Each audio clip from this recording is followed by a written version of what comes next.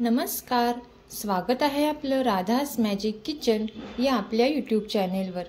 तर आज आपण पाहणार आहोत शिमला मिरची कशी बनवायची। चला तर मग आजच्या रेसिपीला आपण सुरुवात करूया। इथे मी पाव किलो शिमला मिरची घेतलेली आहे। आता ही शिमला मिरची आपल्याला स्वच्छ धुवून घ्यायची आहे। यानंतर या पद्धतीने आपल्याला यामधील ज्या बिया आहेत त्या काढून घ्यायच्या आहेत। पाहू शकता तुम्ही, या पद्धतीने आपल्याला यामधील बिया काढून घ्यायच्या आहेत। आता आपण हे कट करून घेणार आहोत। इथे मी उभ्या आकाराने या पद्धतीने कट करून घेतलेला आहे। तुम्ही तुम्हाला हव्या त्या साईजचे, हव्या त्या आकाराच्या शिमला मिरच्या कट करून घेऊ शकता। आता याच पद्धतीने आपण बाकीच्या सुद्धा सर्व शिमला मिरची चिरून घेणार आहोत।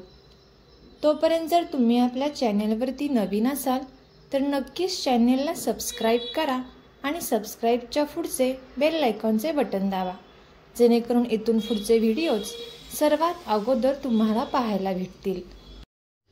आता इथे आपण सर्व शिमला मिरची चिरून घेतलेल्या आहेत आणि एका बाउलमध्ये काढून घेतलेल्या आहेत। आता यामध्ये आपल्याला पाणी घालायचं आहे। इथे आपल्याला हे पाणी घालून 1-2 वेळा स्वच्छ पाण्याने धुवून घ्यायचे आहेत। इथे मी या शिमला मिरची 2 वेळा स्वच्छ पाण्याने धुवून घेते। आता यानंतर आपल्याला या मिरच्या धुवून घेतल्यानंतर एका साईडला अशाच ठेवून द्यायच्या आहेत। आता यानंतर एका पॅनमध्ये आपल्याला एक अर्धी वाटी शेंगदाणे घ्यायचे आहेत। आता हे शेंगदाणे आपल्याला मंद आचेवरती छान असे 10 ते 15 मिनिटांपर्यंत भाजून घ्यायचे आहेत।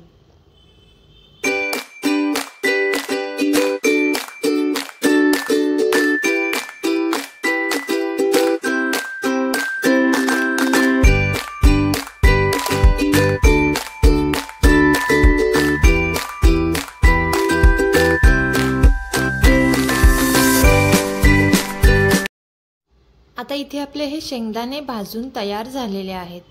आता हे भाजलेले शेंगदाणे आपल्याला एका खलबत्त्यामध्ये घालून घ्यायचे आहेत। तुम्ही इथे मिक्सरचा वापर देखील करू शकता, पण शेंगदाणे खलबत्त्यामध्ये चेचल्यामुळे मिरचीला छान अशी चव येते। आता इथे आपण हे खलबत्त्याच्या साहाय्याने शेंगदाणे चांगले कुटून घेणार आहोत। पाहू शकता तुम्ही व्हिडिओत दाखवल्याप्रमाणे। इथे आपल्याला हे शेंगदाणे खूप बारीकही करून घ्यायचे नाहीत आणि खूप मोठेही ठेवायचे नाहीत। अगदी मध्यममध्ये आपल्याला हे शेंगदाणे चांगले या पद्धतीने बारीक करून घ्यायचे आहेत। पाहू शकता तुम्ही, या पद्धतीने इथे आपल्याला हे शेंगदाणे बारीक करून घ्यायचे आहेत।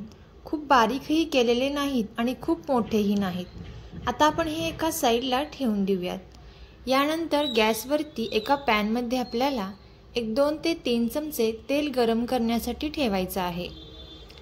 तेल छान गरम झाल्यानंतर यामध्ये आपल्याला एक अर्धा चमचा मोहरी, एक अर्धा चमचा जिरे घालायचे आहेत। मोहरी आणि जिरे छान तडतडल्यानंतर आपल्याला यामध्ये थोडीशी कढीपत्त्याची पाने घालायची आहेत। यानंतर आपण ज्या चिरून घेतलेल्या शिमला मिरची आहेत त्या आपल्याला यामध्ये घालायच्या आहेत। आता यावरती आपल्याला चवीपुरते मीठ घालून घ्यायचं आहे। इथे मी एक अर्धा चमचा मीठ यावरती घातलेला आहे। मीठ तुमच्या आवडीनुसार तुम्ही कमी जास्त करू शकता। आता मीठ घातल्यानंतर या मिरच्या आपल्याला थोड्याशा परतून घ्यायच्या आहेत। आता हे परतून घेतल्यानंतर यावरती आपल्याला एक झाकण ठेवून 5 मिनिटांसाठी छान अशी वाफ येऊन द्यायची आहे।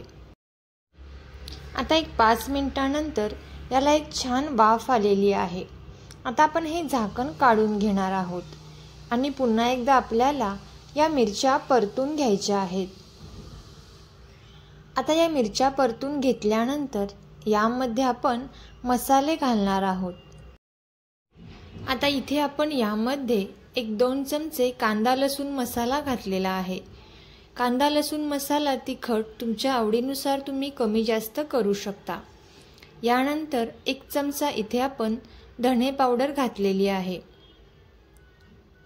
आता धने पावडर घातल्यानंतर आपण जे शेंगदाणे बारीक करून घेतलेले आहेत ते शेंगदाणे आपल्याला यामध्ये घालून घ्यायचे आहेत. एक 3 ते 4 चमचे शेंगदाणे आपल्याला यामध्ये घालायचे आहेत. आता इथे मी हे शेंगदाणे यामध्ये घालून घेते. आता शेंगदाणे घातल्यानंतर यामध्ये आपल्याला किंचितशी हळद घालायची आहे. हळद घातल्यानंतर यामध्ये आपल्याला एक अर्धा चमचा गरम मसाला घालायचा आहे. आता आपण हे पुन्हा एकदा चांगले मिक्स करून घेणार आहोत. एक 3 ते 4 मिनिटांपर्यंत आपल्याला हे मसाले या मिरचीमध्ये चांगले मिक्स करून घ्यायचे आहेत. आता इथे आपण ही मिरची चांगली मिक्स करून घेतलेली आहे. आता हे मिक्स करून घेतल्यानंतर यावर आपल्याला अगदी किंचितसे पाणी यावरती शिंपडायचे आहे.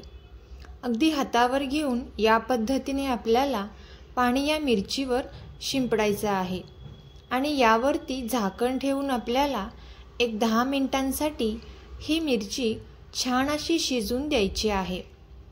गॅसचा फ्लेम इथे आपल्याला कमी ठेवायचा आहे आणि एक 10 मिनिटांनंतर पाहू शकता तुम्ही इथे आपली ही मिरची तयार झालेली आहे. अगदी झणझणीत आणि चटपटीत ही मिरची तुम्ही नक्की ट्राय करून पहा आणि कशी झाली ती कमेंट करून नक्की सांगा. तुम्हाला जर हा व्हिडिओ खरंच आवडला असेल तर नक्कीच हा व्हिडिओ आपले मित्रमैत्रिणी आणि नातेवाईकांसोबत शेअर करा. व्हिडिओ अगदी शेवटपर्यंत पाहिल्याबद्दल धन्यवाद.